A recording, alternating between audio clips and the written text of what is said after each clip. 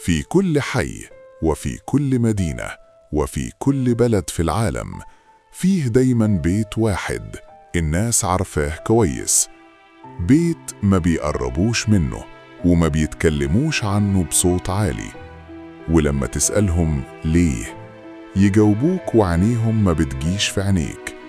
ده البيت اللي في آخر الشارع، في شارع السنابل، بيت رقم 17 في مدينة صغيرة وهادية لدرجة إن محدش سمع عنها.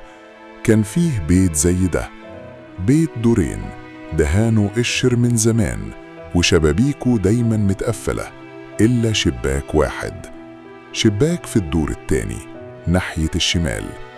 الناس بيقولوا إن الشباك ده مفيش إيد لمسته من سنين، بس كل ليلة ومن غير ولا غلطة فيه نور خافت بيطلع منه، ومحدش كان بيجرؤ يسأل النور ده جاي منين.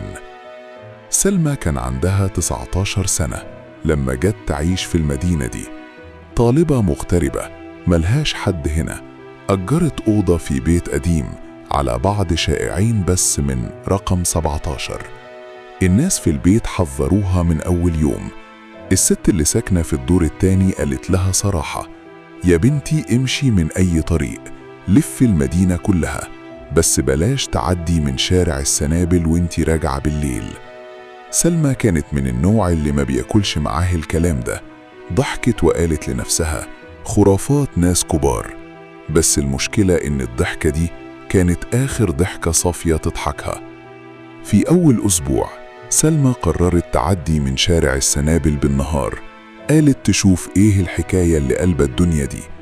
البيت كان عادي، قديم شوية، متهالك حبتين بس عادي، جنينة صغيرة فيها شجرة ناشفة وباب خشب غامق، لا حس ولا خبر. بس وهي واقفة بتبص عليه حست بحاجة غريبة، مش خوف، لأ، إحساس إن فيه عينين مراقباها. لفت وراها بسرعة، الشارع كان فاضي. رجعت بصت للبيت تاني، الشباك اللي في الدور التاني كان مفتوح، مع إنه من ثانية واحدة بس كان متقفل بالضبة والمفتاح. الجارة اللي حذرتها كان اسمها أم حسين، ست سبعينية بتقضي يومها في البلكونة بتغزل صوف وعينيها على الشارع. لما سلمى سألتها عن البيت، أم حسين سكتت فجأة وقامت دخلت جوه، جابت كوبايتين شاي وقعدت تحكي وهي بصة لبعيد. البيت ده حكايته قديمة يا بنتي، من زمان قوي، لما كنت أنا لسه صغيرة كان فيه عيلة عايشة هنا، أب وأم وبنت. البنت كان اسمها هدى، كانت غاوية رسم، ما بتدخلش ولا تخرج، طول وقتها قاعدة ورا الشباك بترسم كل اللي بتشوفه، الناس، العربيات، ولاد الجيران. وفي يوم أهلها صحيوا وما لقوش هدى، لا في أوضتها ولا في البيت كله. الباب مقفول من جوه والشبابيك متسلسلة كأن الأرض انشقت وبلعتها. سلمى سألت بفضول: وبعدين؟ أم حسين خدت رشفة شاي وقالت: بعدين أهلها استنوا أسبوع، وبعدها شالوا شيلتهم وسافروا وما رجعوش تاني. البيت فضل مكانه والشباك ده فضل ينور كل ليلة. ده من إمتى يا خالة؟ من حوالي 60 سنة. من الليلة دي سلمى بدأت تلاحظ حاجات غريبة، مش عشان كلام الست، بس لأنها حست بتغيير في الجو. هوا الشارع ده بالذات كان تقيل ومختلف.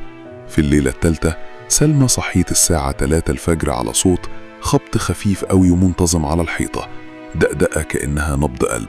بصت من شباكها، الشارع كان هس، بس النور في شباك رقم 17 كان بيطفي وينور، بيطفي وينور بإيقاع غريب. حاولت تنام والصوت وقف الساعة 3:33 بالظبط. الليلة اللي بعدها الصوت رجع ونفس الميعاد. في اليوم الرابع سلمى قعدت قدام لابتوبها وبدأت تدور. دورت كتير عن شارع السنابل بيت 17، ما لقتش أي خبر ولا حادثة ولا حتى ذكر للعنوان، كأن البيت ممسوح من السجلات. بس في منتدى قديم من سنة 2007 لقت بوست واحد لواحد مسمي نفسه رحالة، بيقول: زرت المدينة دي بالصدفة والناس بيخافوا من بيت في شارع السنابل.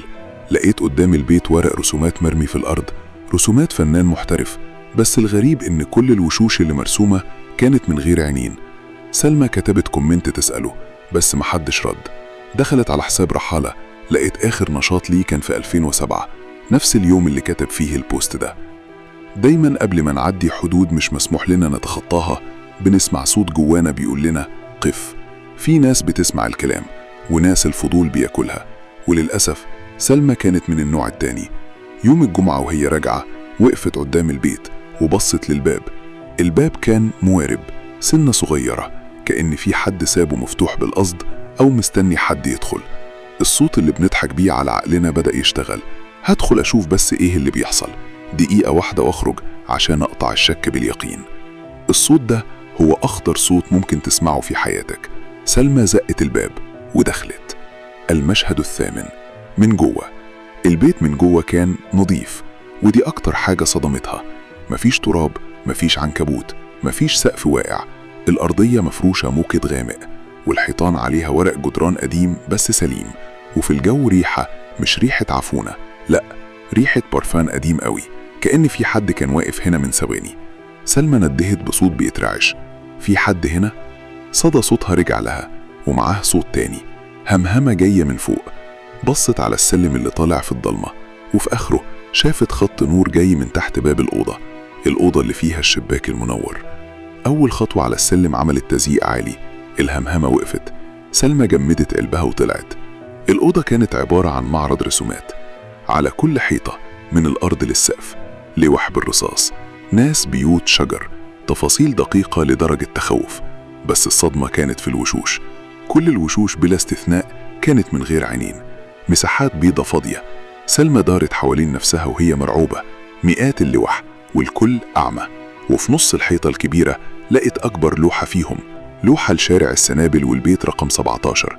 وقدام البيت كانت في بنت مرسومة بدقة مرعدة، لابسة شنطة ظهر، نفس الشنطة اللي سلمى شايلاها دلوقتي.